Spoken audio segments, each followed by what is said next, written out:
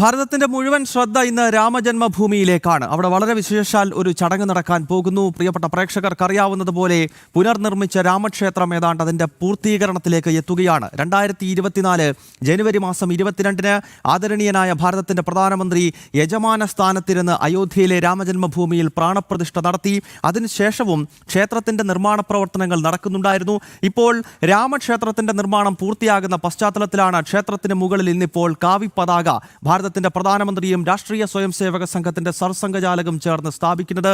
ആ ചടങ്ങിന്റെ വിശേഷങ്ങൾ തത്സമയം ജനം TV സംപ്രേഷണം ചെയ്യുന്നു. എസ് ശ്രീകാന്ത് അയോധ്യയിൽ നിന്ന് ചേരുകയാണ്. ശ്രീകാന്ത്, ഈ ഭാരതത്തെ സംബന്ധിച്ചിടത്തോളം വളരെ അഭിമാനത്തിൻ്റെയും അതോടൊപ്പം തന്നെ ആർജവത്തിൻ്റെയും ഒക്കെ ഒരു നിമിഷമാണിത് എന്ന കാര്യത്തിൽ യാതൊരു സംശയവുമില്ല. കാരണം 500 വർഷത്തെ കാത്തിരിപ്പിനൊടുവിലാണ് രാമജന്മഭൂമിയിൽ രാമക്ഷേത്രം പുനഃസ്ഥാപിച്ചത്. 2024 ജനുവരി 22-നാണ് ആ മഹത്തായ കർമ്മം, രാംലല്ലയുടെ പ്രതിഷ്ഠ ഭാരതത്തിന്റെ ആദരണീയനായ പ്രധാനമന്ത്രി യജമാന സ്ഥാനത്തിരുന്ന് നിർവഹിച്ചത്. ഇന്നിപ്പോൾ അവിടെ നടക്കാൻ പോകുന്ന ചടങ്ങിന്റെ വിശേഷങ്ങൾ പറയൂ. ഒപ്പം എത്രത്തോളം ആവേശത്തിലാണ് അയോധ്യ നിവാസികൾ? ശ്രീകാന്ത്.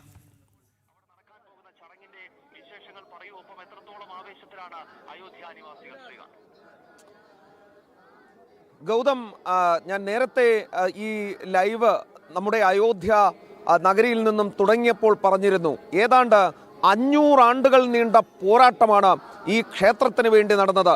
ലക്ഷോപലക്ഷം ഭക്തരുടെ ജീവത്യാഗം നടന്നിട്ടുള്ള ഒരു പോരാട്ടം കൂടിയാണത്. അത് മാത്രമല്ല, ഇതുമായി ബന്ധപ്പെട്ട് ജയിൽവാസം, കേസുകൾ, അങ്ങനെ അനവധി പ്രതിസന്ധികൾ തരണം ചെയ്താണ് ഈ ഭവ്യമായ രാമക്ഷേത്രം രാമജന്മഭൂമിയിൽ അയോധ്യയിൽ നിർമ്മിച്ചെടുക്കാൻ സാധിച്ചത്. ഇന്നിതാ ഈ ലോകത്തോട് മുഴുവൻ ഭാരതം വിളംബരം ചെയ്യുകയാണ്. ഈ രാജ്യം തലയുയർത്തി നിൽക്കുകയാണ്. വിശ്വഗുരു സ്ഥാനത്തേക്ക് ഭാരതം നടന്നെടുക്കുകയാണ്. ഭവ്യമായ ശ്രീരാമക്ഷേത്രത്തിന് മുകളിൽ ഭഗവദ്ധ്വജം പാറിക്കൊണ്ട് ഇന്ന് പ്രധാനമന്ത്രി നരേന്ദ്രമോദി ശ്രീരാമക്ഷേത്രത്തിന് മുകളിൽ ഭഗവദ്ധ്വജം പ്രതിഷ്ഠിക്കും. ഈ ദൃശ്യങ്ങളിൽ നമുക്ക് കാണാൻ സാധിക്കും. നമ്മുടെ ക്യാമറാമാൻ കൃഷ്ണകുമാർ ഈ ദൃശ്യങ്ങൾ നമ്മുടെ പ്രേക്ഷകർക്കായി എത്തിച്ചു തരും. ഈ അയോധ്യ നഗരി മുഴുവൻ ഇന്ന് ഉത്സവ ലഹരിയിലാണ് എന്ന് പറയാം. കാരണം ജയ് ശ്രീറാം വിളികൾ മുഴങ്ങി ഏതാണ്ട് നവംബർ 21 മുതൽ കലശയാത്രയോടുകൂടി ആരംഭിച്ച ഈ ചടങ്ങുകൾ ഇന്ന് ശുഭപര്യവസായിയാവുകയാണ്. 11:58 മുതൽ 1 മണി വരെ നീണ്ടു നിൽക്കുന്ന ചടങ്ങുകളാണ്, ശുഭമുഹൂർത്തത്തിലെ ചടങ്ങുകളാണുള്ളത്. അതിൽ പ്രധാനമന്ത്രി നരേന്ദ്രമോദി ഈ ധ്വജാരോഹണ കർമ്മം നിർവഹിക്കുകയും ചെയ്യും. ഏതാണ്ട് 3 മണിക്കൂർ പ്രധാനമന്ത്രി ഇവിടെ ഉണ്ടാകും എന്നുള്ളതാണ് പ്രതീക്ഷിക്കുന്നത്. ഈ ദൃശ്യങ്ങളിൽ നമുക്ക് കാണാൻ സാധിക്കും, അയോധ്യയിലെ തെരുവുകളിൽ മുഴുവൻ ഭക്തലക്ഷങ്ങൾ ഇനി ഇവിടേക്ക് ഒഴുകാനുള്ളതാണ്. നിലവിൽ VVIP മൂവ്മെന്റ് കഴിഞ്ഞതിന് ശേഷം മാത്രമേ ഭക്തരെ ഇതിനുള്ളിലേക്ക് കടത്തിവിടൂ എന്നുള്ളതാണ്. തെരുവുകളിലെല്ലാം തന്നെ കാവിക്കൊടികൾ കൊണ്ട് നിറച്ചിട്ടുണ്ട്. അതോടൊപ്പം തന്നെ കൊടിതോരണങ്ങൾ ഈ പ്രദേശത്ത് മുഴുവൻ കെട്ടിയിട്ടുണ്ട്. ഈ വഴി നേരെ പോകുന്നത് ഗൗതം ഹനുമാൻഗഡി ക്ഷേത്രത്തിലേക്കാണ്. ഈ അയോധ്യയുടെ സംരക്ഷകൻ കൂടിയാണ് ഭക്ത ഹനുമാൻ. ഈ ഹനുമാൻഗഡി ക്ഷേത്രത്തിലുള്ള ഭക്ത ഹനുമാൻ എന്ന് പറയുന്നത് ഈ അയോധ്യ നഗരത്തിൻ്റെ മുഴുവൻ സംരക്ഷകൻ, ഈ അയോധ്യ ശ്രീരാമജന്മഭൂമിയുടെ സംരക്ഷകൻ കൂടിയാണ് ഭക്ത ഹനുമാൻ. ആ വഴിയാണ് നമ്മൾ ഈ കാണുന്നത്. പ്രധാനമന്ത്രി നരേന്ദ്രമോദി ഇവിടേക്കെത്തി ദർശനത്തിന് ശേഷമായിരിക്കും അദ്ദേഹം തുടർന്ന് ഈ അയോധ്യ ശ്രീരാമക്ഷേത്രത്തിലേക്ക് പോകാൻ പോകുന്നത്. ഏറ്റവും പ്രധാനപ്പെട്ട കാര്യം ഗൗതം, ഇന്നത്തെ ദിവസം നമ്മൾ പൂർണ്ണമായും ഈ ബലിദാനികൾക്ക് വേണ്ടി, ഈ അയോധ്യ രാമക്ഷേത്രത്തിന് വേണ്ടി, അയോധ്യയിലെ ശ്രീരാമക്ഷേത്രത്തിന് വേണ്ടി അഹോരാത്രം പ്രയത്നിച്ച, ജീവത്യാഗം ചെയ്ത വീരബലിദാനികളുണ്ട്. അവരെ കൂടി ഓർത്തെടുക്കേണ്ട ദിവസമാണ്. കാരണം ഈ ഭവ്യമായ ക്ഷേത്രത്തിന് മുകളിൽ ഭഗവപതാക പാറിപ്പറക്കുമ്പോൾ അതിനുവേണ്ടി ചോരയും വിയർപ്പും ഇറ്റിയ ഒട്ടനേകം ആളുകളുണ്ട്. കോത്താരി സഹോദരന്മാരുടെ കഥയൊക്കെ തന്നെ നമ്മൾ കേട്ടിട്ടുണ്ട്. അത്രയധികം ജീവത്യാഗം, മുഗളന്മാരുടെ കാലം മുതൽ തുടങ്ങുന്ന ജീവത്യാഗത്തിൻ്റെ കഥ, പോരാട്ടങ്ങളുടെ കഥയാണ്.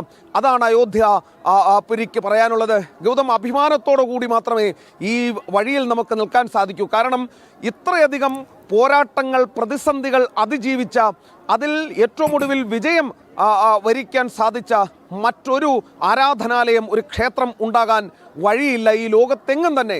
കാരണം ഈ വീതികളിലാണ് അയോധ്യ രാമക്ഷേത്രത്തിന് വേണ്ടിയുള്ള പോരാട്ടം നടന്നത്. ഈ വീതികളിലാണ് രക്തം ചിന്തി നമ്മുടെ പൂർവികർ ഈ രാമക്ഷേത്രം പണിതുയർത്തുന്നതിന് വേണ്ടിയുള്ള പോരാട്ടം നയിച്ചത്. ഈ വീതികളിലൂടെയാണ് മഹാമനീഷിയായ LK അദ്വാനിയുടെ, ലാൽകൃഷ്ണ അദ്വാനിയുടെ രഥം ഉരുണ്ടത്. ഉറക്കത്തിൽ ആണ്ടുപോയ ഹിന്ദു സമൂഹത്തെ വിളിച്ചുണർത്തിയ ആ രഥയാത്ര നടന്നത് ഈ അയോധ്യയിലെ ഈ തെരുവുകളിലൂടെയാണ്. ഉറക്കം വിട്ടുണർന്ന ഹിന്ദു സമൂഹം പിന്നെ ആർത്തലച്ച അയോധ്യയിലേക്ക് എത്തുന്ന കാഴ്ചയാണ് നമുക്ക് കാണാൻ സാധിച്ചത്. ആ പോരാട്ടത്തിനൊടുവിൽ പ്രധാനമന്ത്രി നരേന്ദ്രമോദി യജമാന സ്ഥാനത്തിരുന്ന്, ഗൗതം പറഞ്ഞതുപോലെ പ്രധാനമന്ത്രി നരേന്ദ്രമോദി യജമാന സ്ഥാനത്തിരുന്നുകൊണ്ട് ഇവിടെ പ്രതിഷ്ഠാകർമ്മം, പ്രാണപ്രതിഷ്ഠാകർമ്മം നടക്കുകയുണ്ടായി. ഏറ്റവും ഒടുവിൽ ഇന്നിതാ ഭവ്യമായ ശുഭമുഹൂർത്തത്തിൽ 11:58 1 മണിക്കും ഇടയിലുള്ള ശുഭമുഹൂർത്തത്തിൽ പ്രധാനമന്ത്രി നരേന്ദ്രമോദി ധ്വജാരോഹണം നടത്താൻ പോകുന്നു. RSS സർസംഘചാലക് ഡോക്ടർ മോഹൻ ഭാഗവത് അടക്കമുള്ള പ്രമുഖർ, യോഗി ആദിത്യനാഥ് ഉൾപ്പെടെയുള്ളവർ ഈ ചടങ്ങിന് സാക്ഷ്യം വഹിക്കാൻ എത്തുന്നു. ഗൗതം, ഈ ദൃശ്യങ്ങളിൽ കാണൂ, അണമുറിയാ പ്രവാഹമാണ് ഭക്തരുടെ. ഹനുമാൻ ഘടിയിൽ മാത്രമാണ് ഇന്ന് ഭക്തരെ അനുവദിച്ചിട്ടുള്ളത്. അണമുറിയാത്ത പ്രവാഹമാണ് ഇന്ന് രാവിലെ മുതൽ നമുക്ക് കാണാൻ സാധിക്കുന്നത്. കാരണം അത്രയധികം ഭക്തർ ഈ ക്ഷേത്രത്തിലേക്ക് ഒഴുകിയെത്തുന്നു. ക്ഷേത്രത്തിൽ ചടങ്ങുകളുടെ ഭാഗമാകുന്നതിന് വേണ്ടി ഇവിടേക്ക് എത്തിച്ചേരുന്നുണ്ട്. അതിൽ പ്രായഭേദമന്യേ ആളുകൾ എത്തുകയാണ്. ഗൗതം, നമുക്കറിയാം ജെൻസി വിഭാഗം അല്ലെങ്കിൽ രാജ്യത്തെ യുവതലമുറ തെരുവിലിറങ്ങണം, അത് അക്രമത്തിന് വേണ്ടി ഇറങ്ങണം എന്ന് ആഹ്വാനം ചെയ്യുന്ന രാഷ്ട്രീയക്കാരുള്ള നാടാണ് നമ്മുടേത്. ആ രാഷ്ട്രീയക്കാരോടക്കം പറയാനുള്ളത്, ജെൻസി തെരുവിലുണ്ട്, പക്ഷേ ആ തെരുവ് അയോധ്യയുടെ തെരുവാണ് എന്നാണ് ഈ രാഷ്ട്രീയക്കാരോട് പറയാനുള്ളത്. അവർ കുങ്കുമം, നെറ്റിയിൽ കുങ്കുമം ചാർത്തി, തോളിൽ കാവി ഷാളുകളൊക്കെ ധരിച്ച് അവർ ഹനുമാൻ ഘടിയിൽ സന്ദർശനം നടത്തുകയാണ്. അവർ ഭഗവാൻ ശ്രീരാമചന്ദ്രനെ അയോധ്യ ശ്രീരാമ ജന്മഭൂമിയിലെത്തി കണ്ട് തൊഴുതു മടങ്ങുകയാണ്. അതേ ജെൻസി തെരുവിൽ തന്നെയാണ് എന്നുള്ളത് അവരോട് പറയാൻ നമ്മൾ ഈ നിമിഷം ആഗ്രഹിക്കുകയാണ്. പക്ഷേ അത് അയോധ്യയുടെ തെരുവിലാണ്. അവരുടെ പൂർവികർ എന്താണോ അവർക്ക് നേടി നൽകിയത് അതിന് ഒരു കാലത്തും നഷ്ടമാകരുത് എന്നുള്ള ലക്ഷ്യത്തോടു കൂടി അവർ ഈ തെരുവിൽ തന്നെയുണ്ട്. ഒരു കാര്യം ഗൗതം ചേർത്ത് പറയേണ്ടത്, ഈ ദൃശ്യങ്ങൾ ഒന്ന് നോക്കണം. ഒരു കാലത്ത് ഈ തെരുവുകൾ മുലായം ഭരിച്ചുകൊണ്ടിരുന്ന മുലായം സിംഗ് യാദവിൻ്റെ കാലത്ത് നമ്മുടെ ഈ ഉത്തർപ്രദേശ് ഈ സമാജ്വാദി പാർട്ടി ഭരിക്കുമ്പോൾ ഒരുപക്ഷേ ഈ തെരുവുകൾ ഇങ്ങനെ ആയിരുന്നില്ല കിടന്നത്. അത്രയധികം ശോഷിച്ച് അത്രയധികം മോശമായ അവസ്ഥയിലുണ്ടായിരുന്ന ഒരു സ്ഥലമാണ് ഈ സ്ഥലം. ഇവിടെ ഭക്തർക്ക് അവർക്ക് ആരാധന നടത്താനുള്ള സംവിധാനം ഉണ്ടായിരുന്നില്ല. അവർക്ക് ആരാധനയ്ക്കായി എത്തുന്നവരെ അടിച്ചമർത്തുന്ന സാഹചര്യമാണ് ഉണ്ടായിരുന്നത്.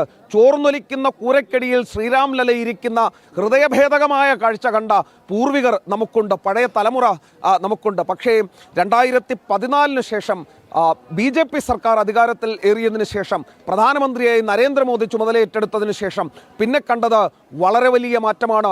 ഈ നിയമ പോരാട്ടത്തിലൂടെ തന്നെ, കൈക്കരുത്തിലൂടെയല്ല, ഫാസിസ്റ്റ് നടപടികളിലൂടെയല്ല, അത് നിയമ പോരാട്ടത്തിലൂടെ മുൻപുണ്ടായിരുന്ന ക്ഷേത്രം തകർത്താണ് തർക്കമന്ദിരം പണിതത് എന്ന് കോടതിയിൽ തന്നെ തെളിയിച്ച് ഇവിടെ ഇതാ ഭവ്യമായ രാമക്ഷേത്രം പണി പൂർത്തിയായിരിക്കുന്നു. അതിന് മുകളിൽ കലശം സ്ഥാപിച്ചിരിക്കുന്നു. അതിന് മുകളിലായി ഇന്ന് പ്രധാനമന്ത്രി ഭഗവദ്ധ്വജം സ്ഥാപിക്കാൻ പോകുന്നു. ഇതിൽ പരം മനോഹരമായ ഒരു മുഹൂർത്തം നമ്മുടെ ഈ ജീവിതകാലത്ത് ഇനി ഉണ്ടാകാൻ ഇടയില്ല. ഒരുപക്ഷെ നമ്മുടെ പൂർവികരൊക്കെ ഇരുന്ന് അങ്ങകലെ വാനിൽ നമുക്കായി അനുഗ്രഹം ചൊരിയുന്നുണ്ടാകാം. ഒരുപക്ഷെ അവർ ഇത് കണ്ട് ആനന്ദക്കണ്ണീർ പൊഴിക്കുന്നുണ്ടാകാം. കാരണം ഈ ഭാഗ്യം ലഭിച്ചത് ഗൗതം നമ്മുടെ ഈ തലമുറയ്ക്കാണ്. ഈ തലമുറ അത്രയധികം പുണ്യം ചെയ്ത, ഈ അമൃതകാലത്ത് ജീവിക്കാൻ ഒരു സൗഭാഗ്യം കിട്ടിയ ഒരു തലമുറ എന്ന് തന്നെ പറയേണ്ടി വരും. കാരണം ഈ അയോധ്യയിലെ തെരുവുകളിൽ ഭക്തിസാന്ദ്രമായ അന്തരീക്ഷത്തിൽ, ജയ് ശ്രീറാം മുഴങ്ങുന്ന ഈ അന്തരീക്ഷത്തിൽ അവർക്ക് നടക്കാൻ സാധിച്ചു, അവർക്ക് ആരാധന നടത്താൻ സാധിച്ചു. ഈ രാമക്ഷേത്രത്തെ എതിർത്ത, ഭക്തരെ എതിർത്ത, സനാതന ധർമ്മത്തെ എതിർത്ത മുലായത്തിൻ്റെതടക്കമുള്ള സർക്കാരുകൾ കാലാന്തരത്തിൽ കടപുഴകി വീഴുന്ന, ഭക്തരുടെ സർക്കാർ അധികാരത്തിലേറുന്ന, ഭഗവാൻ ശ്രീരാമൻ ഇരിപ്പിടം കിട്ടുന്ന ഒരു സാഹചര്യത്തിലേക്ക് കാര്യങ്ങൾ പോകുന്നത് നമ്മൾ നേരിട്ട് കാണുകയും ചെയ്തു. ഗൗതം, ഇത് ആനന്ദിക്കാനുള്ള ദിവസമാണ്. ഇത് അങ്ങേയറ്റം ഉത്സവാന്തരീക്ഷത്തിലേക്ക് കാര്യങ്ങൾ പോവുകയാണ്. ഒരറ്റത്ത് നിന്നും അങ്ങേ അറ്റം വരെ ജയ് ശ്രീറാം വിളികൾ മാത്രമാണ് ഗൗതം നമുക്ക് കാണാനുള്ളത്. പൂർണ്ണമായും ഭക്തിസാന്ദ്രമാണ് അയോധ്യ. ഇനി പ്രധാനമന്ത്രിയുടെ വരവിനുള്ള കാത്തിരിപ്പ്. അത് തന്നെയാണ് ശ്രീകാന്ത്. ഇനിയും ഏവരും കാത്തു നിൽക്കുന്നത് ഭാരതത്തിൻ്റെ പ്രധാനമന്ത്രി നരേന്ദ്രമോദി അയോധ്യയിലേക്ക് എത്തുന്നതാണ്. ശ്രീകാന്ത്, അദ്ദേഹത്തിൻ്റെ ഷെഡ്യൂൾ എങ്ങനെയാണ്? അതായത് ഞാൻ മനസ്സിലാക്കുന്നത് അദ്ദേഹം 10 മണിയോടുകൂടി രാം ജന്മഭൂമിയിൽ എത്തുകയാണ്. ആദ്യം സപ്തമന്ത്രിലാണ്, അതായത് മഹർഷിമാരുടെ വിഗ്രഹങ്ങളുള്ള അവരുടെ ആശീർവാദങ്ങൾ ഏറ്റുവാങ്ങുന്നതിനായി വേണ്ടി അദ്ദേഹം 10 മണിക്ക് സപ്തമന്ത്രിൽ ദർശനം നടത്തുന്നു. പിന്നീട് മാതാ അന്നപൂർണ ദേവി ക്ഷേത്രത്തിലേക്ക് പോകുന്നു. അതിനുശേഷം ഹനുമാൻഗഡി, പിന്നീട് രാം ജന്മഭൂമി. അങ്ങനെയല്ലേ പ്രധാനമന്ത്രിയുടെ ഷെഡ്യൂൾ?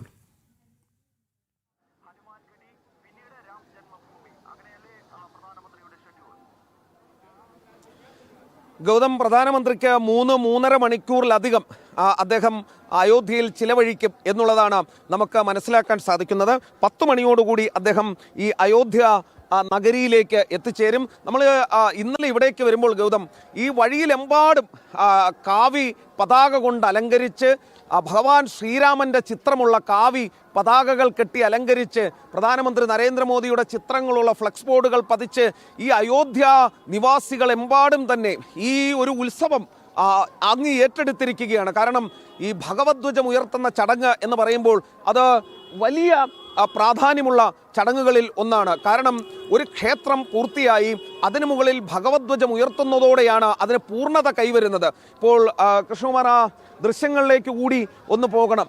ഇവിടുത്തെ ഓരോ തെരുവിൽ കാണുന്ന ഓരോ കെട്ടിടങ്ങൾക്ക് മുകളിലും ഈ തെരുവിൽ കാണുന്ന ഓരോ കച്ചവട സ്ഥാപനങ്ങൾക്ക് മുകളിലും ചെറിയ ചെറിയ ചെറിയ ക്ഷേത്രങ്ങൾ, ആശ്രമങ്ങൾ, നിരവധിയായ സ്ഥലങ്ങളുണ്ട്. അവയ്ക്ക് മുകളിലും ഈ കാവി പതാക ഉയർത്തിയിട്ടുണ്ട്. 3000-ലധികം ക്ഷേത്രങ്ങളുള്ള ക്ഷേത്ര നഗരിയാണ് അയോധ്യ. ഗൗതം ചോദിച്ച ചോദ്യത്തിലേക്ക് വന്നാൽ പ്രധാനമന്ത്രി 10 മണിയാകുമ്പോൾ ഇവിടേക്ക് എത്തിച്ചേരും. അതുമാത്രമല്ല, അദ്ദേഹം 11 മണിയോടുകൂടി അദ്ദേഹത്തിൻ്റെ ദർശന ചടങ്ങുകളിലേക്ക് അദ്ദേഹം കടക്കുകയും ചെയ്യും. ഗൗതം പറഞ്ഞതുപോലെ സപ്ത മാതാക്കളുടെ ക്ഷേത്രങ്ങൾ സന്ദർശിക്കും. ഹനുമാൻഗഡി അടക്കമുള്ള ക്ഷേത്രത്തിലേക്ക് നമുക്ക് ആ വിദൂരതയിലേക്ക് പോയാൽ നമുക്ക് ഹനുമാൻഗഡി ക്ഷേത്രത്തിൻ്റെ വിദൂരതയിലേക്ക് ഹനുമാൻഗഡി ക്ഷേത്രത്തിൻ്റെ ആ ഗോപുരം നമുക്ക് കാണാൻ സാധിക്കും. അവിടെ അദ്ദേഹം സന്ദർശനം നടത്തും. ഏറ്റവും ഒടുവിലായി ആയിരിക്കും രാംലലയിലേക്ക് അദ്ദേഹം സന്ദർശനത്തിന് എത്തുന്നത്. 11:58 മുതൽ 1 മണി വരെ നീളുന്നതാണ് അദ്ദേഹത്തിൻ്റെ 11:58 മുതൽ 1 മണി വരെ നീളുന്നതാണ് അദ്ദേഹത്തിൻ്റെ ചടങ്ങുകൾ.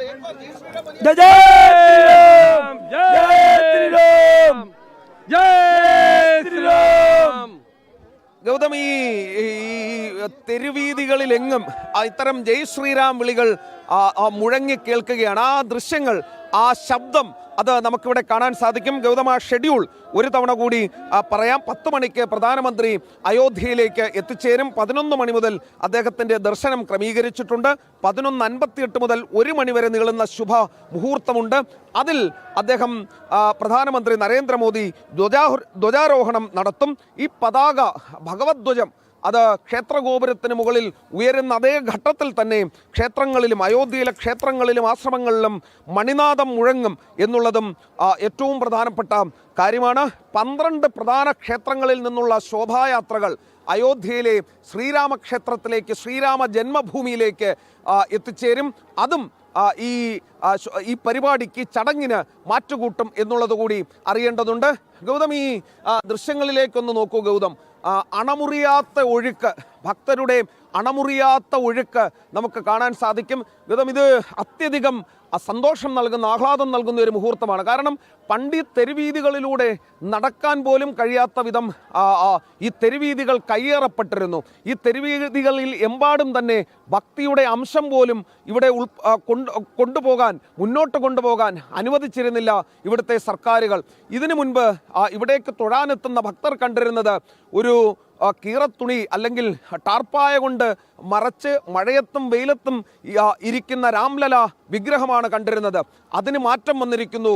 ഇന്ന് ഈ അയോധ്യ തെരുവുകൾ ശ്രീരാമചന്ദ്രൻ്റെ നാമത്താൽ മുഖരിതമാണ് എന്നുള്ളതാണ് ഏറ്റവും വലിയ പ്രത്യേകത. ഗൗതം, ഈ ഇന്നുയർത്താൻ പോകുന്ന ഭഗവദ്ധ്വജത്തിന് ചില പ്രത്യേകതകൾ ഉണ്ട്. അതായത് അഹമ്മദാബാദിലെ അതിനിപുണരായ ഡിസൈനർമാരാണ് ഈ പതാക ഡിസൈൻ ചെയ്തിട്ടുള്ളത്.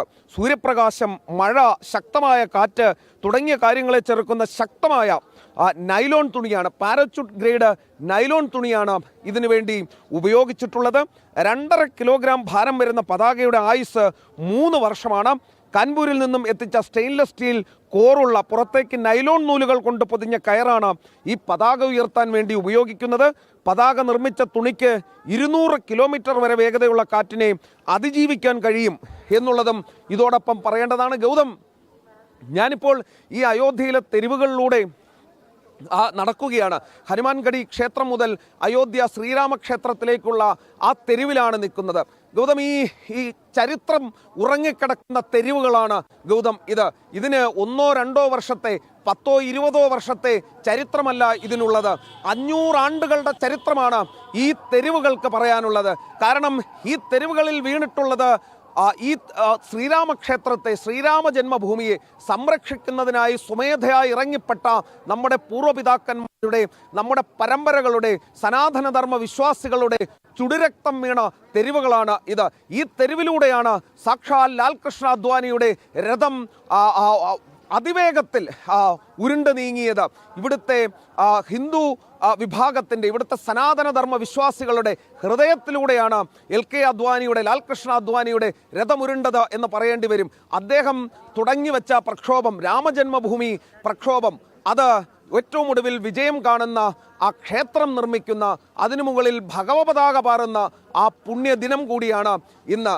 ഈ 500 ആണ്ടുകളുടെ പോരാട്ടം എന്ന് നമ്മൾ പറയുമ്പോൾ അത് ഏതെങ്കിലും തരത്തിൽ വളരെ എളുപ്പത്തിൽ കിട്ടിയതാണ് എന്ന് നമ്മൾ കരുതരുത്. മുഗളന്മാരുമായി നിരന്തരമായ ഏറ്റുമുട്ടൽ, ബ്രിട്ടീഷുകാരുമായുള്ള ഏറ്റുമുട്ടൽ, നിയമ പോരാട്ടങ്ങൾ, അതിനുശേഷം സ്വാതന്ത്ര്യം കിട്ടിയിട്ടും സോമനാഥ ക്ഷേത്രം പുനർനിർമ്മിച്ചിട്ടും ഈ അയോധ്യ രാമക്ഷേത്രം പുനർനിർമ്മിക്കുന്നതിന് അന്നത്തെ സർക്കാരുകൾ തയ്യാറായില്ല എന്നുള്ള കാര്യം കൂടി ഓർക്കണം. ഏറ്റവും ഒടുവിൽ BJP, നരേന്ദ്രമോദിയുടെ നേതൃത്വത്തിൽ BJP സർക്കാർ അധികാരത്തിൽ വരേണ്ടി വന്നു ഈ ഭവ്യമായ രാമക്ഷേത്രം പണിതുയർത്തുന്നതിന്, അതിമനോഹരമായ ക്ഷേത്രം പണിതുയർത്തുന്നതിന്. ഗൗതം, ലക്ഷക്കണക്കിന് പേർക്കാണ് ജീവൻ നഷ്ടമായത്. കോത്താരി സഹോദരന്മാരുടെ കഥകൾ ഈ അന്തരീക്ഷത്തിൽ, അയോധ്യയിലെ തെരുവിൽ ഈ അന്തരീക്ഷത്തിൽ ഇങ്ങനെ അലയടിക്കുന്നത് നമുക്ക് കേൾക്കാം. ഈ കർസേവ നടന്ന 90കളിലെ അന്ന് ജീവൻ നഷ്ടപ്പെട്ടവരുടെ, അന്ന് ചോര ചിന്തിയവരുടെ, ഉറക്കെ ജയ് ശ്രീറാം വിളിച്ചവരുടെ ഓർമ്മകൾ ഇന്ന് ഈ അയോധ്യയിലെ തെരുവുകളിൽ നമുക്ക് കേൾക്കാം. ആ രഥം ഉരുണ്ട് നീങ്ങിയ ആ തെരുവുകൾ ഇന്നിതാ അങ്ങേയറ്റം ഭംഗിയായി ജയ് ശ്രീറാം വിളികളാൽ മുഖരിതമായിരിക്കുന്നു. അന്ന് ജയ് ശ്രീറാം വിളിക്കുന്നവർക്ക് നേരെ തോക്കും ലാത്തിയും ഉപയോഗിച്ച തെരുവുകളാണ് ഇത് എന്നോർക്കണം. അതേ പോലീസ് വിഭാഗമാണ് ഇവിടെ ഉള്ളത് എന്നോർക്കണം. പക്ഷേ എല്ലാ വഴികളും ശ്രീരാമചന്ദ്രനിലേക്ക്, എല്ലാ വഴികളും രാമജന്മഭൂമിയിലേക്ക്, എല്ലാ വഴികളും രാമക്ഷേത്രത്തിലേക്കാണ് ഇന്ന് പോകുന്നത്. കാലത്തിൻ്റെ കാവ്യനീതി എന്നൊക്കെ പറയുന്നത് ഗൗതം ഇതാണ്. ഈ തെരുവിലൂടെ ജനം TV-യും നടക്കുകയാണ്. ചരിത്രത്തിൻ്റെ ഭാഗമായ തെരുവിലൂടെ ജനം TV സംഘവും നടന്നു നീങ്ങുകയാണ്. ഈ ദിവസം അയോധ്യയിൽ നിന്നും നമ്മുടെ മുഴുവൻ പ്രേക്ഷകർക്കുമായി സമർപ്പിക്കുകയാണ്. ഭാരതം ഈ ലോകത്തോട് വിളിച്ചു പറയുകയാണ്, ഈ അമൃതകാലത്ത് ഭാരതം ഉയർത്തെഴുന്നേൽക്കുകയാണ്, വിശ്വഗുരുവിൻ്റെ പദവിയിലേക്ക് നടന്നെടുക്കുകയാണ്. അയോധ്യയിലെ ഭഗവാൻ ശ്രീരാമൻ്റെ ആ ക്ഷേത്രഗോപുര മുകളിൽ ഉയരാൻ പോകുന്ന ഭഗവപതാക അത് ഈ ലോകത്തോട് വിളിച്ചു പറയാൻ പോവുകയാണ്. അതിനി ഏതാനും നിമിഷങ്ങൾ മാത്രമേ ഉള്ളൂ. ഗൗതം.